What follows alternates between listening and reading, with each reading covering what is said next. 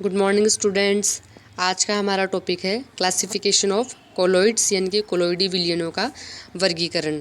ठीक है, तो द्रव परिक्षेपण माध्यम के प्रति यानी कि डिस्पर्शन मीडियम के प्रति जो डिस्पर्स्ड फेज के व्यवहार के अनुसार कोलोइडी सॉल्यूशन को हम दो भागों में क्लासिफाई कर सकते हैं।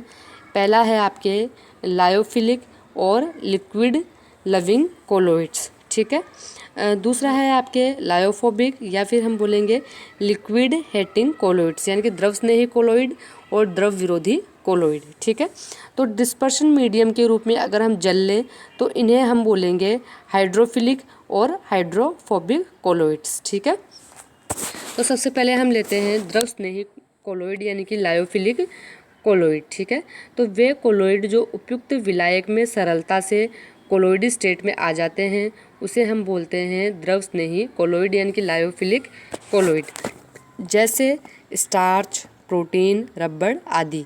ठीक है, तो ये जो है वो स्टेबल कोलोइड होते हैं और इनमें इलेक्ट्रोलाइट्स का विलयन मिलाने पर यह सरलता से जो है प्रेसिपिटेट प्राप्त नहीं होता है, सरलता से प्रेसिपिटेट नहीं देते हैं। ठीक है, तो यदि इनका प्रेसिपिटेशन हो भी जाए तो इनको पुनः कोलोइडी स्टेट में आसानी से बदला जा सकता है। इस कारण ये रिवर्सिबल कोलोइड भी कहलाते हैं और ये अत्यधिक स्टेबल होते हैं। ठीक है, दूसरा है आपके द्रव विरोधी कोलोइड या लायोफोबिक कोलोइड्स यानी कि वे कोलोइड जो कि सॉल्वेंट के साथ में आसानी से कोलोइडी सॉल्यूशन नहीं बनाते हैं, तो इन्हें बनाने के लिए कुछ विशिष्ट विधियों का उपयोग किया जाता है। अर्थात हम बोले कि डिस्पर्स्ड फेज का जो है डिस्पर्शन मीडियम के प्रति कोई आकर्षण नहीं होता है, इसलिए ये कहलाते हैं आपके द्रव विरोधी यानी कि लायोफोबिक कोलोइड्स कहलाते हैं, जैसे फेरिक हाइड्रोक्साइड, आर्सेनिक सल्फाइड, सोना, कॉपर तथा अन्य धातुएं। ठीक है, तो इनके जो कोलोइडी विलयन में किसी भी वैद्युत अपघट्य को अगर मिलाया जाता है तो इन्हें आसानी से यानी कि सरलता से प्रेसिपिटेट आउट किया जा सकता है। इस प्रकार से जो प्राप्त आपके प्रेसिपिटेट है उसको आसानी से हम बोलें कि कोलोइडी स्टेट में भी नहीं लाया जा सकता है। इस कारण इन्हें हम इरिवर्सिबल कोलोइड्स भी कहते हैं और ये स्थायी भी नहीं होते हैं। ठीक है, तो आपके द्रव स्नेही कोलोइड में जो कण है और परिक्षेपण माध्यम यानी कि अगर हम उसे जल के रूप में ले, परिक्षेपण माध्यम डिस्पर्शन मीडियम जल ले, और तो हम बात करें कि जो द्रव स्नेही कोलोइड्स होते हैं उनमें जो सोल्यूट के पार्टिकल है, जो डिस्पर्स्ड फेज है और जो डिस्पर्शन मीडियम के रूप में अगर हमने जल ले रखा है तो उनके मध्य हाइड्रोजन बॉन्डिंग हो जाती है। इस कारण हम बोलें कि जो आपके द्रव स्नेही कोलोइड स्टेबल होते हैं यानी कि डिस्पर्स्ड फेज और डिस्पर्शन मीडियम के बीच में जो है किसी न किसी प्रकार की बॉन्डिंग हो जाती है। फॉर एग्जांपल जब हम डिस्पर्शन मीडियम के रूप में वाटर लेते हैं तो हाइड्रोजन बॉन्डिंग हो जाती है, तो हम बोलेंगे कि जो डिस्पर्स्ड फेज का जो है यानी कि सोल्यूट का जो है वो डिस्पर्शन मीडियम के प्रति आकर्षण होता है। ठीक है, तो यदि डिस्पर्स्ड फेज के रूप में प्रोटीन है तो हाइड्रोजन बॉन्ड प्रोटीन के एमीन समूह और जल के बीच में बन जाता है। अगर डिस्पर्स्ड फेज के रूप में स्टार्च है तो हाइड्रोजन बॉन्ड जो है जल और स्टार्च के ओवच समूह के रूप में बन जाएगा। ठीक है, इसलिए हम बोलेंगे कि जो आपके लायोफिलिक कोलोइड्स होते हैं उनमें डिस्पर्स्ड फेज और डिस्पर्शन मीडियम के रूप में किसी न किसी प्रकार की बॉन्डिंग होती है। ठीक है, इसलिए दोनों के बीच में क्या पाया जाता है, अट्रैक्शन पाया जाता है। ठीक है, जबकि लायोफोबिक कोलोइड्स जो होते हैं उनमें इसी प्रकार का कोई आकर्षण नहीं होता है, किसी प्रकार की कोई बॉन्डिंग नहीं होती है। ठीक है, तो अब हम इनके यहाँ पे कंपैरेटिव स्टडी करेंगे। जो है सबसे पहले हम देखते हैं कि बनाने की विधि, मेथड ऑफ फॉर्मेशन। तो जो लायोफिलिक कोलोइड्स होते हैं, द्रव स्नेही कोलोइड्स जो होते हैं, तो परिक्षेपण माध्यम यानी कि विलायक यानी कि डिस्पर्शन मीडियम में सोल्यूट को सीधे मिलाकर ये जो है द्रव स्नेही कोलोइड प्राप्त किए जाते हैं, जबकि द्रव विरोधी जो कोलोइड है वो डिस्पर्शन मीडियम में सोल्यूट को सीधे मिलाने पर प्राप्त नहीं होते हैं। इनके लिए विशिष्ट विधियों का प्रयोग किया जाता है। ठीक है, दूसरा है आपके साइज ऑफ पार्टिकल। तो इनके जो अणु हैं द्रव स्नेही कोलोइड्स के वो कोलोइडी कणों के आकार के होते हैं, जबकि जो द्रव विरोधी कोलोइड्स होते हैं इनके जो कण है वो कई अणुओं के मिलने से बनते हैं। ठीक है, यानी कि जो पार्टिकल साइज है द्रव स्नेही कोलोइड की वो तो कोलोइडी कणों के आकार की है, लेकिन जो द्रव विरोधी कोलोइड्स जो है उनके जो पार्टिकल्स है वो कई प्रकार के अणुओं के कॉम्बिनेशन से बनते हैं। ठीक है। फिर तीसरा है आपके सॉल्वेशन। तो द्रव स्नेही कोलोइड जो होते हैं वो विलायक में आसानी से घुल जाते हैं, जबकि आपके जो द्रव विरोधी कोलोइड है वो उसमें क्या होता है, विलेय जो है या हम बोले कि विलेय के जो कण है या डिस्पर्स्ड फेज के जो कण है वो आसानी से विलायक में नहीं घुलते हैं। ठीक है। चौथा है आपके कोलोइड सॉल्यूशन की नेचर। तो जो आपके द्रव स्नेही कोलोइड है वो रिवर्सिबल नेचर के हैं, जबकि द्रव विरोधी जो कोलोइड है वो इरिवर्सिबल नेचर के होते हैं। फिर बात करते हैं हम स्टेबिलिटी की। तो जो द्रव स्नेही कोलोइड है वो बहुत ज़्यादा स्टेबल है बिकॉज ऑफ अट्रैक्शन या हम बोलें bonding in between dispersion medium as well as in dispersed phase. जबकि यहाँ पर जो हम चर्चा कर रहे हैं कि जो आपके द्रव विरोधी कोलोइड है, लायोफोबिक कोलोइड है, उनमें डिस्पर्स्ड फेज और मीडियम के बीच में किसी प्रकार की बॉन्डिंग नहीं होती है, इसलिए स्टेबल नहीं होते हैं। फिर है आपके इफ़ेक्ट ऑफ इलेक्ट्रोलाइट। तो जो आपके द्रव स्नेही कोलोइड होते हैं वो अत्यधिक स्थायी होने के कारण इलेक्ट्रोलाइट की बहुत अधिक मात्रा से प्रेसिपिटेट आउट होते हैं, जबकि जो आपके लायोफोबिक जो कोलोइड्स है, द्रव विरोधी जो कोलोइड्स है, उनकी स्टेबिलिटी बहुत कम होने के कारण ये इलेक्ट्रोलाइट की थोड़ी सी मात्रा से ही आसानी से प्रेसिपिटेट आउट हो जाते हैं। ठीक है। फिर है आपके यहाँ पर कणों पर आवेश। ठीक है, चार्ज ऑन पार्टिकल। तो जो द्रव स्नेही कोलोइड होते हैं वो साधारणतः या तो कणों पर कोई इनके आवेश नहीं होता है या आवेश की थोड़ी सी मात्रा होती है, जबकि जो द्रव विरोधी कोलोइड होते हैं या तो वे धनावेशित होते हैं या ऋणावेशित होते हैं, जबकि जो आपके द्रव स्नेही कोलोइड जो है वो ज़्यादातर उदासीन नेचर के होते हैं। फिर आठवां है विद्युत क्षेत्र में इनकी नेचर।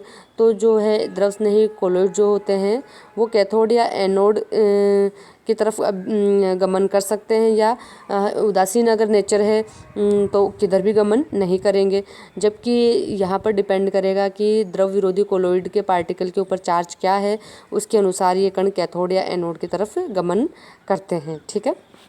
फिर है आपके नवा जो है विस्कोसिटी। तो द्रव स्नेही कोलोइड की जो विस्कोसिटी है वो आपके डिस्पर्शन मीडियम की विस्कोसिटी से अधिक होती है। ठीक है, जबकि इनकी जो विस्कोसिटी होती है वो लगभग डिस्पर्शन मीडियम की विस्कोसिटी के बराबर होती है। ठीक है। फिर है आपके सरफेस टेंशन। तो इनका जो सरफेस टेंशन है वो डिस्पर्शन मीडियम के सरफेस टेंशन से कम होता है, लेकिन विस्कोसिटी ज़्यादा होती है, जबकि इनका जो सरफेस टेंशन और विस्कोसिटी दोनों जो है डिस्पर्शन मीडियम के बराबर है, यानी कि विस्कोसिटी और सरफेस टेंशन दोनों एक दूसरे के अपोजिट है। विस्कोसिटी जो है द्रव स्नेही कोलोइड्स के लिए ज़्यादा और सरफेस टेंशन कम होता है, ये ध्यान रखना है आपको। फिर है आपके colligative property.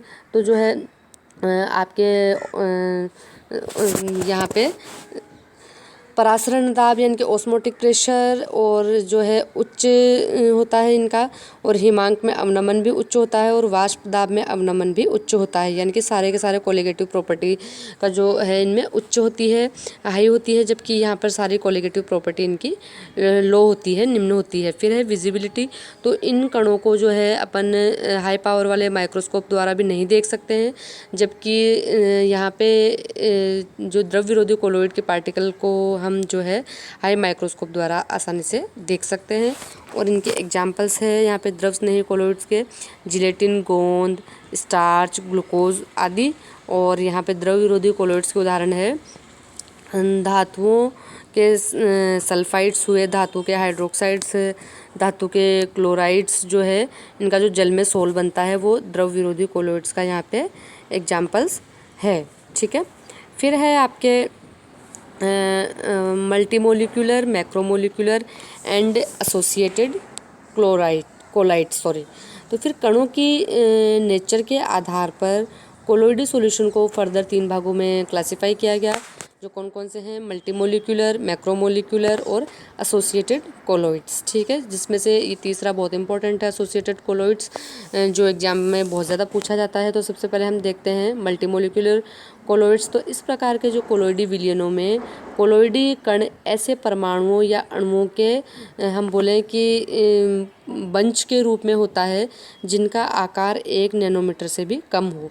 For example gold soul में कोलोइडी कण जो होते हैं वो आपके गोल्ड के एटम के विभिन्न आकार के गुच्छे यानी कि क्लस्टर्स के रूप में होते हैं। इसी प्रकार सल्फर सोल में जो कोलॉइड होते हैं वह S8 अणुओं के क्लस्टर के रूप में पाए जाते हैं। यानी कि जो कोलॉइडल सॉल्यूशन में जो डिस्पर्स्ड फेज के पार्टिकल होते हैं वो क्लस्टर के रूप में यहाँ पे पाए जाते हैं। ठीक है, इसलिए हम इसे बोलते हैं मल्टीमोलिकुलर कोलॉइड्स। ठीक है, जबकि जो मैक्रोमोलिकुलर कोलॉइड्स होते हैं उसमें क्या होते हैं कि इस प्रकार के कोलॉइडी सॉल्यूशन में जो कोलॉइडी कण स्वयं ही कोलॉइडी साइज के अणु होते हैं। यानी कि जो डिस्पर्स्ड फेज के पार्टिकल की साइज़ है वो ही बड़ी होती है। जबकि मल्टीमोलिकुलर में क्या होते हैं कि पार्टिकल की साइज़ छोटी होती है, इसलिए वो क्लस्टर बना लेते हैं और क्लस्टर बना करके वो कोलॉइडल पार्टिकल की साइज़ प्राप्त करते हैं। ठीक है, तो जो मैक्रोमोलिकुलर कोलॉइड्स होते हैं इनमें जो सॉल्यूट होते हैं या डिस्पर्स्ड फेज के जो पार्टिकल होते हैं इनका मोलिकुलर वेट जो होते हैं वो ज़्यादा होते हैं। फॉर एग्जांपल जो है आपके स्टार्च है, प्रोटीन है, सेलुलोज और जो सिंथेटिक पॉलीथीन, नायलॉन, ये सब जो है आपके मैक्रोमोलिकुलर कोलॉइड का एग्जाम्पल है। फिर आपके एसोसिएटेड कोलॉइड। ठीक है, तो कुछ पदार्थों के जो है लो कंसंट्रेशन के विलयन जो है वो सामान्य इलेक्ट्रोलाइट की भांति व्यवहार करते हैं, परंतु जब अपन कंसंट्रेशन बढ़ा देते हैं तो वे कोलॉइडी सॉल्यूशन की भांति व्यवहार करने लग जाते हैं। तो क्योंकि उनके कणों का क्या हो जाता है, संगुणन हो जाता है, एसोसिएशन हो जाता है, तो इन एसोसिएटेड कणों को अब हम कहते हैं मिसेल या एसोसिएटेड कोलॉइड, जो बहुत इम्पोर्टेंट है। यानी कि लो कंसंट्रेशन पर तो ये नॉर्मल इलेक्ट्रोलाइट की भांति व्यवहार करेंगे, बट जब कंसंट्रेशन बढ़ा दी जाती है तो जो है डिस्पर्स्ड फेज के जो पार्टिकल्स होते हैं वो एसोसिएटेड हो जाते हैं और जो है कोलॉइडल साइज प्राप्त कर लेते हैं और इन कोलॉइडल कणों को हम मिसेल कहते हैं। ठीक है, फिर है आपके यहाँ पर कोलॉइडी विलयन या सोल। ठीक है, यानी कि सॉलिड इन लिक्विड, यानी कि डिस्पर्शन मीडियम लिक्विड है और डिस्पर्स्ड फेज सॉलिड है। ठीक है, तो जो आपके डिस्पर्स्ड फेज ठोस हो और डिस्पर्शन मीडियम अगर लिक्विड हो तो हम बोलेंगे कि ठोस द्रव में होने पर विलयनों को हम क्या कहते हैं, सोल या कोलॉइडी सॉल्यूशन कहते हैं। ठीक है, तो कोलॉइडी विलयन या सोल बनाने की यहाँ पे विधियाँ देखेंगे हम सबसे पहले। तो द्रव स्नेही सोल बनाने की विधियाँ देखते हैं सबसे पहले। तो द्रव स्नेही पदार्थ जो है वो डिस्पर्शन मीडियम के संपर्क में आने पर शीघ्रता से कोलॉइडी स्टेट में चले जाते हैं, इसलिए द्रव स्नेही सोल पदार्थों को केवल उपयुक्त द्रव बोले हम या डिस्पर्शन मीडियम बोले या विलायक बोले, इसमें मिलाकर जो है या हिलाकर या गर्म करके आसानी से बनाए जा सकते हैं। फॉर एग्जांपल जिलेटिन, स्टार्च या गोंद आदि के जो पदार्थ है वो केवल जल के साथ गर्म करने पर ही कोलॉइडल सॉल्यूशन बना लेते हैं। ठीक है, फिर द्रव विरोधी सोल को बनाने की विधियाँ। तो द्रव विरोधी जो पदार्थ है वो डिस्पर्शन मीडियम के कांटेक्ट में आने पर ही आसानी से कोलॉइडी स्टेट में नहीं प्राप्त होते हैं, इसलिए जो है द्रव विरोधी सोल को बनाना कठिन है थोड़ा। ठीक है, तो यहाँ पे हम एग्जाम्पल्स देखेंगे कि धातु या जो अन्य अकार्बनिक यौगिकों के कोलॉइडी विलयन बनाना कठिन है, क्योंकि कोलॉइडी विलयन के कणों का आकार जो है वो वास्तविक जो समांगी विलयन के कणों से बड़ा होता है और सस्पेंशन के कणों से छोटा होता है। अतः कणों के आकार के आधार पर इनके बनाने के लिए निम्न दो प्रकार की विधियाँ काम में ली जाती है। तो पहला है कि पदार्थों के बड़े कणों को तोड़कर कोलॉइडी आकार के बनाना। ठीक है, यानी कि अगर पदार्थ के कण बड़े हैं तो उन्हें तोड़कर जो है हम कोलॉइडी साइज़ के पार्टिकल प्राप्त करें, तो इन मेथड्स को हम बोलते हैं डिस्पर्शन मेथड्स। और दूसरा है आपके कि आणविक आकार के कणों को संयोजित कर, यानी कि अगर पार्टिकल की साइज़ छोटी है तो उनको संयोजित करके जो है कोलॉइडी आकार के बड़े कणों को प्राप्त करना। तो इस मेथड को हम बोलते हैं कंडेंसेशन मेथड्स। ठीक है, तो अब सबसे पहले हम देखते हैं यहाँ पर डिस्पर्शन मेथड्स। तो इन विधियों में जो है बड़े पदार्थ जो है उनके पार्टिकल की साइज़ जो है बड़ी है, यानी कि कणों को हम जो है डिस्पर्शन मीडियम या फिर जो है सूटेबल स्टेबलाइजर की उपस्थिति में उपयुक्त विधियों द्वारा कोलाइडी साइज़ के कणों में तोड़ सकते हैं। यानी कि स्टेबलाइजर का कार्य क्या है? कोलोइडी सॉल्यूशन को स्टेबल करना। ठीक है, तो कुछ मेथड है यहाँ पे। एक तो है मैकेनिकल डिस्पर्शन, यानी कि जो परिक्षिप्त किए जाने वाले पदार्थ को यानी कि सोल्यूट को या डिस्पर्स्ड फेस को सामान्य विधियों द्वारा हम बारीक पीस लेते हैं और इसे डिस्पर्शन मीडियम में हम जो है मिला देते हैं। ठीक है, तो इस प्रकार से जो सस्पेंशन प्राप्त होता है उसे हम कोलोइडी चक्की में से गुजारते हैं और इस चक्की में धातु के दो पार्ट होते हैं जो कि एक दूसरे के निकटतम संपर्क में विपरीत दिशाओं में बहुत तेज़ी से घूमते हैं। तो इन पार्टों के बीच में से जब ये सस्पेंशन के पार्टिकल गुजरते हैं तो ये टूट टूट करके कोलोइडी साइज को प्राप्त कर लेते हैं तथा विलायक से मिलकर ये कोलोइडी सॉल्यूशन प्राप्त कर लेते हैं। तो इस विधि द्वारा जो है कालिज स्याही, पेंट हुआ, दंतमंजन, रंग, वार्निश, क्रीम आदि बनाए जाते हैं। ठीक है, फिर जो सेकंड मेथड है वो है इलेक्ट्रिकल डिस्पर्शन या ब्रेडिंग आर्क मेथड, जो कि बहुत ज़्यादा पूछी जाती है और बहुत इम्पॉर्टेंट है। ठीक है, तो इस विधि से धातुओं के कोलोइडी सॉल्यूशन प्राप्त किए जाते हैं।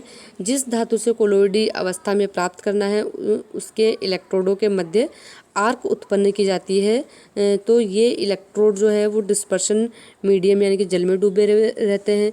तो आर्क की जो हीट उत्पन्न होती है उससे धातु किस में बदल जाती है? वाष्प में बदल जाती है। और ये वाष्प जो है वो तुरंत ही फ्रीज होकर के जल द्वारा कंडेंस होकर कोलोइडी आकार के पार्टिकल बनाती है। ठीक है, और धातु का कोलोइडी सॉल्यूशन प्राप्त हो जाता है। तो सोना, चांदी, तांबा और प्लेटिनम आदि धातुओं के सोल जो है हम इसी विधि द्वारा बनाते हैं। और केवल ब्रेडिंग आर्क विधि का डायग्राम भी कई बार पूछ लिया जाता है। ठीक है, तो इस विधि द्वारा जो है इस विधि में हम डिस्पर्शन और कंडेंसेशन दोनों का यूज़ हो रहा है ब्रेडिंग आर्क मेथड में। ठीक है, अब जो है आपके कंडेंसेशन के द्वारा तो जो है पार्टिकल जो है कंडेंस होकर के कोलोइडी साइज प्राप्त कर रहे हैं। ठीक है, फिर तीसरा है आपके यहाँ पर पेप्टिकरण, जो भी बहुत इम्पोर्टेंट है। तो इस विधि में क्या होता है कि ताज़ा जो अवक्षेपित पदार्थ के अवक्षेपों में उपयुक्त इलेक्ट्रोलाइट जो है वो रिएजेंट की थोड़ी सी मात्रा मिला दी जाती है तो उनको कोलोइडी स्टेट में परिवर्तित किया जा सकता है। तो फॉर एग्जांपल फेरिक हाइड्रोक्साइड के ताज़ा अवक्षेप को जो है फेरिक क्लोराइड के विलयन के साथ हिलाने पर फेरिक हाइड्रोक्साइड का कोलोइडी सॉल्यूशन प्राप्त होता है और गहरे लाल भूरे रंग का कोलोइडी विलयन प्राप्त हो जाता है। इसी प्रकार से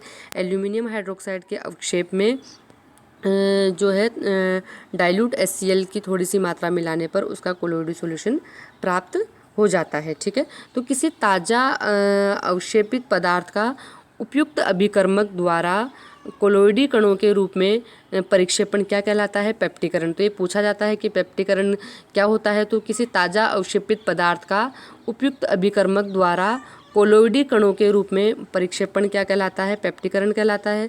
जो अभिकर्मक किसी अवक्षेप को पेप्टिकृत करता है उसे हम पेप्टिकारक कहते हैं। तो यहाँ FeCl3 का जो तनु विलयन है वो पेप्टिकारक कहलाता है। इसी प्रकार से आर्सेनियस सल्फाइड का ताज़ा अवक्षेप H2S द्वारा पेप्टिकृत होता है। तो पेप्टिकारक और अवक्षेप में एक आयन कॉमन होता है। तो ये चीज़ ध्यान रखना है आपको, पेप्टिकारक और जो प्रेसिपिटेट है दोनों में एक आयन कॉमन होता है। जैसे यहाँ फेरिक हाइड्रोक्साइड का ताज़ा अवक्षेप है उसमें अगर हम फेरिक क्लोराइड का सॉल्यूशन मिलाएंगे, डाइल्यूट सॉल्यूशन मिलाएंगे तो हम देख रहे हैं कि फेरिक हाइड्रोक्साइड में भी Fe+3 आयन है और इलेक्ट्रोलाइट FeCl3 में भी Fe+3 आयन है, जिसके कारण क्या होता है? फेरिक हाइड्रोक्साइड का कोलोइडल सॉल्यूशन प्राप्त होता है। अब नेक्स्ट मेथड्स है लायोफोबिक सोल बनाने के, द्रव विरोधी सोल बनाने के, कंडेंसेशन मेथड, जिसकी चर्चा हम अपने नेक्स्ट वीडियो में करेंगे। ओके।